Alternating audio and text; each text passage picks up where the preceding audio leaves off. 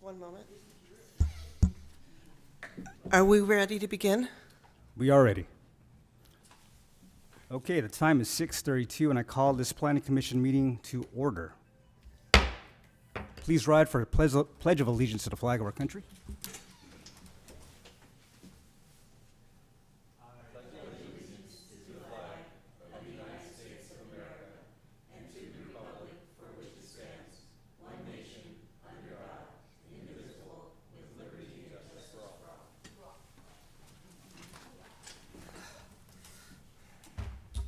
Okay, Nicole, roll call, please. Just one moment. Sorry.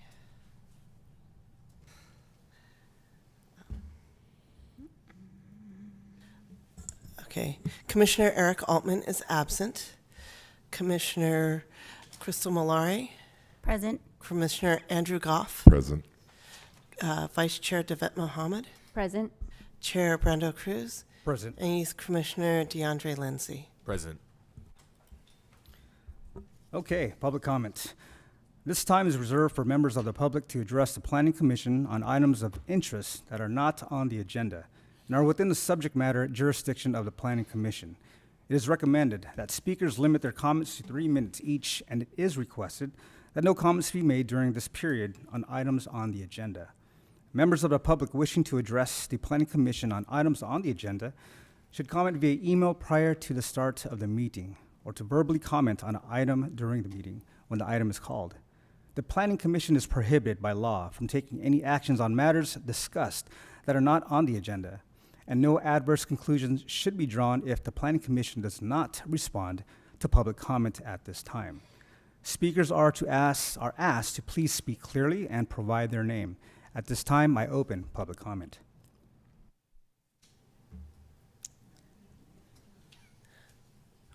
We do have Justin Hull on Zoom. Mr. Hull? Just one moment, Justin, I'll unmute you. Let's see. All right, Justin, please begin. Thank you, Nicole.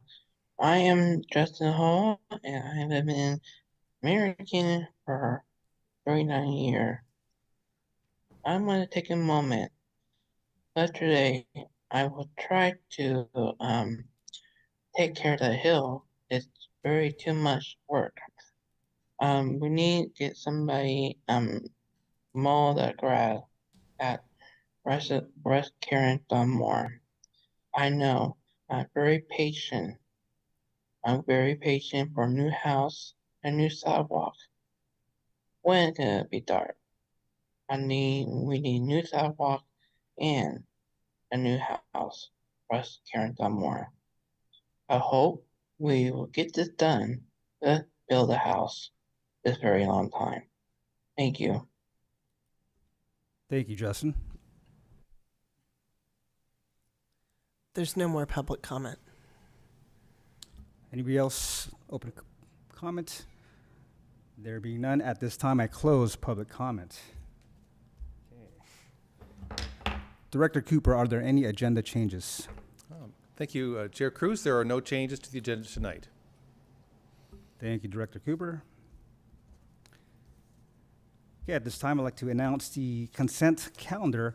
If there are no changes or omissions to last month's meeting of April 15th, I'd like to entertain a motion.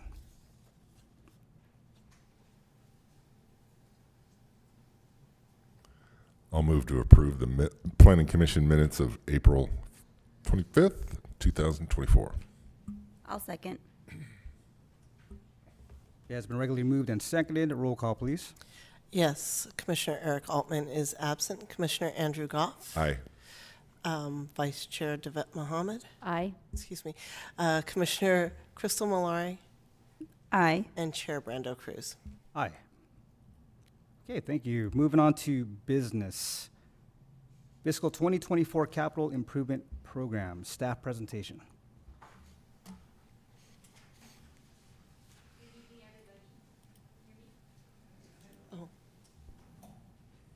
Hello. There you go. Good evening, everybody. Good Good evening, commissioners and members of the public. My name is Christine De Los Santos. I'm with the Public Works Engineering Division. I'm here tonight in behalf of our director, Erica Amon Smithies, to present the Capital Improvement Program for fiscal year 24-25. Per the California Government Code, sections 65401 and 65402, the Capital Improvement Program must be consistent with and be in conformance with the general plan where property is to be acquired. These sections also mandate that the determination of consistency and, where applicable, conformance with a general plan must be made by the applicable planning agency. And for the City of American Canyon, the designated planning agency is the City Planning Commission. Accordingly, the Planning Commission is tasked with reviewing the planned CIP for fiscal year 24-25 and making the finding that the activities proposed for inclusion in the CIP are in conformance and consistent with the general plan. I just wanted to provide a recap. For last year's CIP program, there was a total of 37 CIP projects, further divided into the divisions, as you can see on the screen.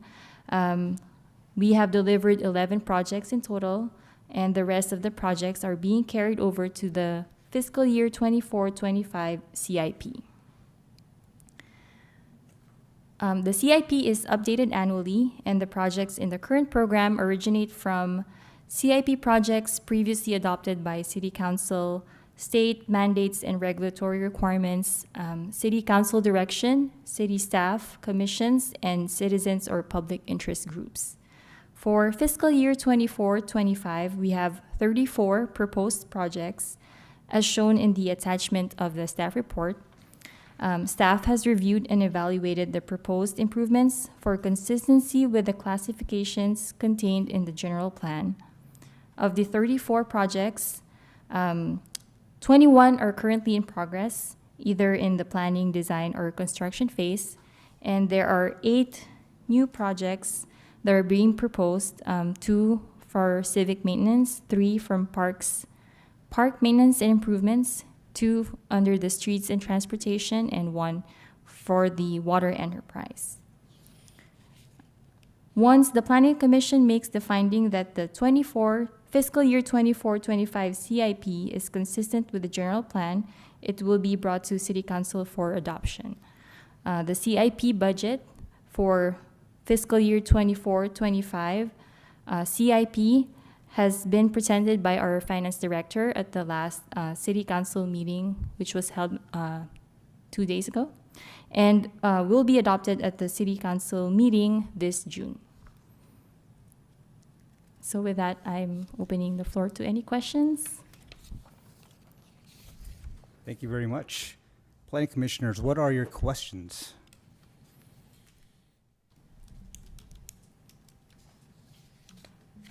I have a couple of questions.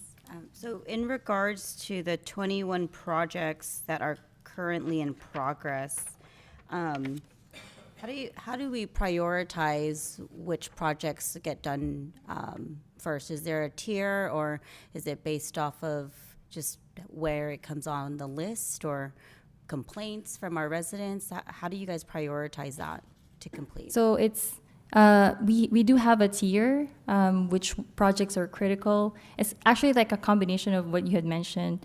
Sometimes also it has to do with the budget that's associated to a project. If we have a project that needs to be delivered because there is a deadline on the funds that are associated with that project, then we try to deliver those first. Mm-hmm. And also, like, it depends on, like, if it's an emergency situation, then we have to address that obviously right away. And also with public interest, if we get enough noise from the community, then right, we try to get that done as well. Okay. And then my follow-up question would be just that new project of that water enterprise issue that just has been a concern for residents and a pretty big buzz more recently. So is that a project that will get accelerated or become a catalyst to and all these other further projects, or how's that gonna work? I I don't know. I honestly don't know the answer to that. Okay. But I can definitely follow up with you on that. Okay, yeah. Yeah. Not more for me, but just more For the community, yes. For the community, Yes. and just understanding, like, we have about 34 projects that we're proposing that we're going to do. Just delivery and kind of expectation on where we're going to commit to our residents is something that's really key and important to just, to our residents here. So just to keep that in mind, but thank you. Thank you. Thank you. Any other questions from the commissioners? No. Okay, at this time, I open public comment.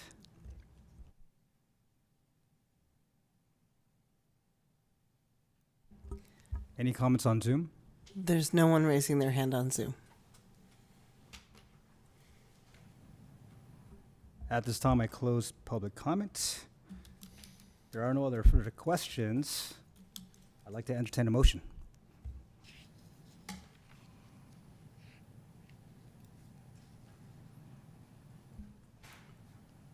I'll go ahead and move to adopt a resolution of the Planning Commission of the City of American Canyon, California, determining that the City of American Canyon fiscal year 2024-25 capital improvement program is consistent and in conformity with the City of American Canyon general plan.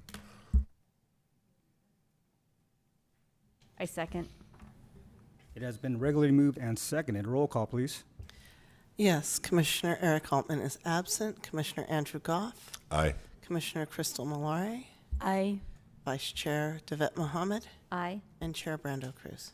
Aye. Okay, thank you, commissioners. Moving on. Thank you very much. Management and staff oral reports.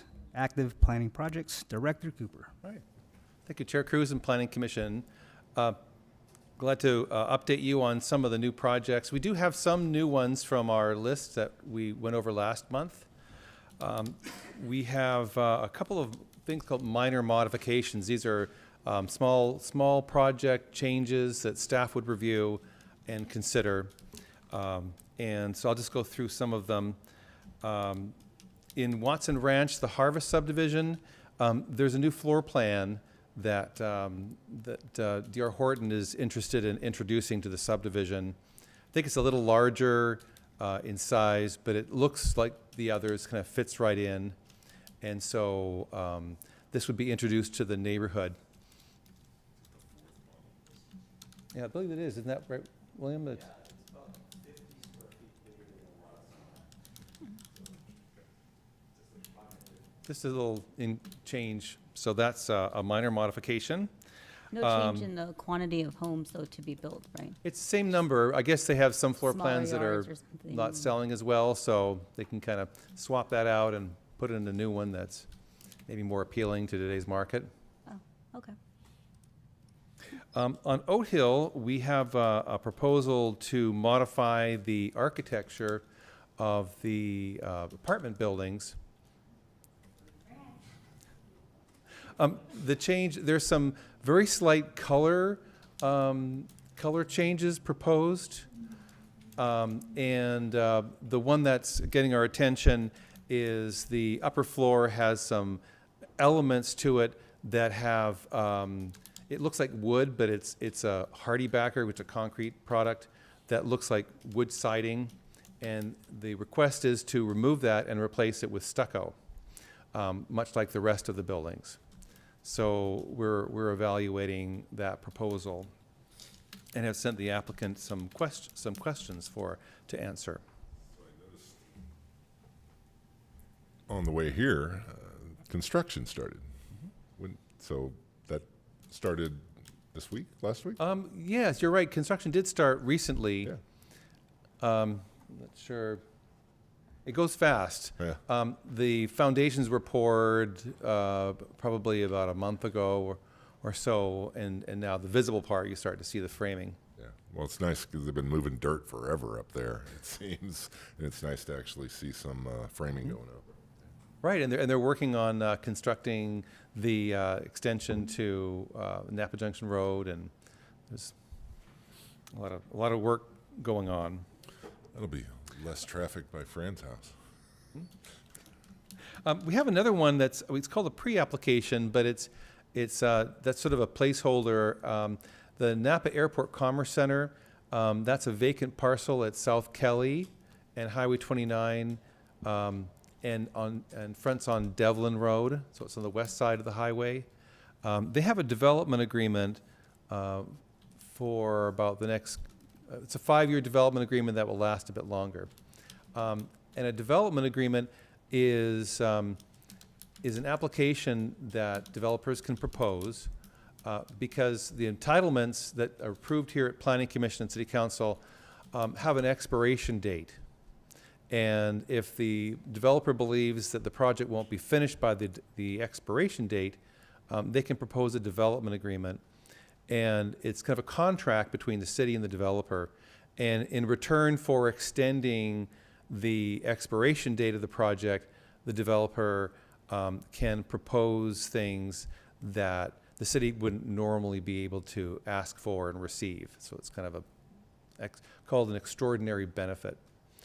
In this case, the extraordinary benefit was early dedication of roadway right-of-way for South Kelly Road, because it needs to be widened there, and the road itself is returning to nature. So it was a way of being able to get the design and funding and everything for that put in place early.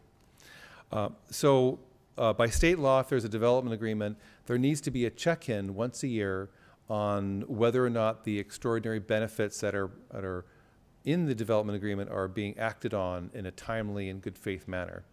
And so this was just submitted at the end of April, and the City Council reviewed it at the meeting, I think, well, just 2 days ago. And they've concluded that they've been acting in good faith. So that's sort of a simple exercise. Just looking forward, the applicant has said that they intend to extend the development agreement because it will expire in a couple of years. So development agreements do come to the Planning Commission for a recommendation to the City Council. Let's see, out front billboards, which you can see out the window here. They own 2 billboards in town, one here and one north of, just south of the Pick and Pole. And they've, billboards, according to the zoning code, are not permitted in the city. And obviously there are some. There's another one further down the road. They were installed at a time when billboards were permitted. And so when the zoning changes to no longer allow something, in this case billboards, they're called non-conforming uses. So they can remain in place, but they can't be changed. And so this application is a zone change that would allow billboards to be changed. Right now there's what they call a static image. They're paper, they're right there. And so the proposal here is to approve a zone change that would allow the billboards to be converted to LED screens. So multiple advertisements could be proposed on them. Not too different than a development agreement. There's a provision in their proposed zone change where the city would enter into a billboard agreement in which the owner of the billboard would propose certain public benefits in return for approving a conversion to LED. So staff has made some comments on this, and we're waiting to see how what the applicant thinks about it. Public benefits, like could they do an announcement for the planning commission meeting? Is that what you're talking about? In this case, the proposal that was submitted was they would allow the city to have a certain amount of messaging on the boards, and then they proposed a 20-year agreement, and the city would receive some form of compensation for the period of 20 years. That's a total of 3 billboards? There are 3 in the city, but Outfront itself owns 2. But if the zone change is approved, then presumably the owner of the 3rd one could also put forward a billboard agreement. This has been done in other areas. They provided us information where it's been done elsewhere in the Bay Area.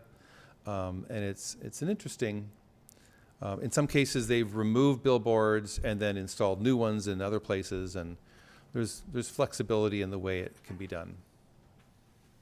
And Brent, confirm these are the only 2 billboards that we have here and north of us by Pick and Pull. If we were to change zone, would others be allowed to put in billboards, or? It wouldn't allow any new billboards, but it might allow relocation of billboards. I see, thank you. Going back to your question about the Oat Hill, being that it's not here particularly in the BDSP, in the 29 corridor, do they have to conform to like the structure of the farm or the structure that we have there, or they can do their own type of designs? The architecture was approved when this went to the Planning Commission and City Council in 2020. Okay, thank you. And so their proposal would be to modify that approved architecture. Fantastic, thank you, because I know that was an issue of a subject matter last council that we just attended on Tuesday, but more to come on that. Thank you, Brent. Right, yes, we aren't getting people clamoring that our buildings are too attractive. Correct.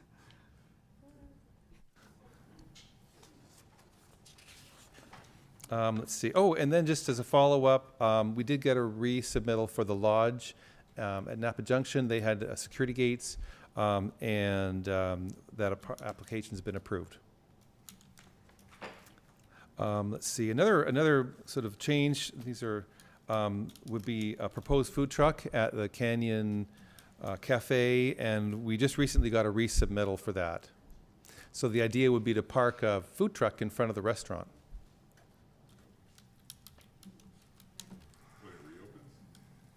Perhaps, or I don't know. They're independent. And then we have an environmental impact report underway for a new warehouse off of Commerce Court, and they had our consultant had drafted the environmental impact report. We gave them comments. They made those changes. They brought it back to staff to look at, and I believe we are, I think, deeming it finished tomorrow. So they're gonna send us the final admin draft and paper copies next week. So I think it'll be just about ready then to be released for public review. So is this the last warehouse on Commerce Court? Yes, there are 3 I know parcels. there's This another will be the third in the funky middle. parcel, but I don't think anybody can build on that other parcel that was, because it was The divided. other one has some environmental challenges. Okay, good. Brent, I was thinking about the food truck you just mentioned about the cafe. Now, would this be open the same time the restaurant would be open? I missed that. I don't really think that there has been necessarily the two tied together. They're under the same owner, but the restaurant is independent from the food truck. Is there a certain distance that needs to be from, I guess, the entrance of the restaurant or to the street, or is there? There are some fire code separation requirements that were mentioned in our review, Okay. Thank you. and accessibility around there, and yeah, it's a tight site with a truck in front, and parking, and Not a whole bunch of pedestrian access, and the like. Thank you. We don't really have any, apart from the new apartments we can see rising, I don't really have any new updates on construction, but some of the city-initiated projects, the design permit ordinance was approved for first reading by the council on Tuesday. So that'll come back to the council on June 4th for second reading. That's a consent item at that point. And then the council has endorsed our submittal of a pro-housing designation by the State Department of Housing and Community Development. This came to the Planning Commission just as an informational item, I think in your April meeting. So we'll be getting that sent off soon. I guess that concludes my update. Well, fantastic. Thank you, Brent. Okay, moving on to commissioner items. Commissioners, do you guys have anything? Gals? We do have one commissioner item. Yes, just so you folks know, it is Youth Commissioner DeAndre Lindsay's last day with us because he will be graduating from high school. So Thank you for his service here. Thank you. And I'd like to say also too, Andre, you are the best youth commissioner we've ever had. And you've really set the standard for whoever succeeds you. We've really been excited to have you part of the commission, and as a pilot program, you've really made, I think, everyone feel great that this is a good idea and the right thing to do. Planning on going to college at Napa Valley College. So keep it local. So, and on that as well, since I will be keeping it local, I do hope to run for Planning Commission for a next term as an official commissioner instead of a youth commissioner. That is awesome. Good luck with you. Okay, a few items for myself. So just a reminder, folks out there that are watching and tuning in, we do have our Memorial Day ceremony at Veterans Memorial Park on Monday, May 27th at 11 o'clock, 2801 Broadway Street. Also have Meet Me in Street coming up. It would be the second Wednesday for June, July, and August. That will be coming up too. You want more information, please reach out to the Chamber of Commerce. That's all I got. Right. Right. So the time is, wow, 6:59. 6:59. Good night, American Canyon. Oh, one more thing. We have one more item.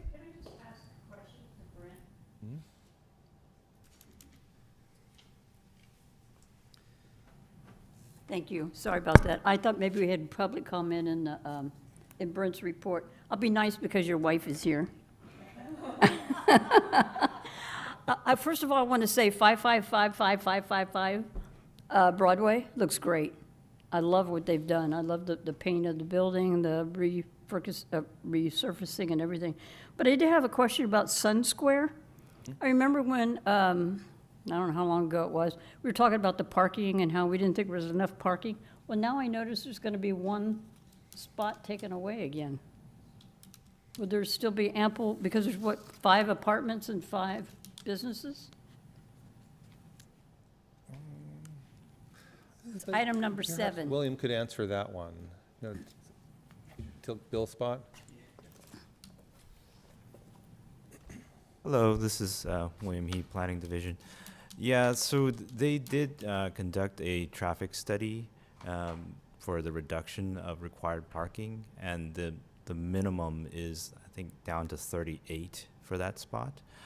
It's very low, I know, but what happened is that when they started doing the site plan for it, I think there's something with the electronic vehicle requirement that made some of the lots had to be bigger for the EV, so they had to remove one more. So. Oh, where are they supposed to park? The apartments, yeah. At one point, Maybe what we can do is bring this as an informational item. The traffic engineers do a study on parking demand. The project is a mixed use, so there's an office component and there's a residential component. And the theory is that there are times when people are at their house is when the offices are closed. And then in the daytime, when the offices are used, then people are at work. So the parking demand are, we'll call compatible, or complementary, where the office parking peaks in the daytime when the residential parking decreases. So overall, it works out, but. Not everybody works.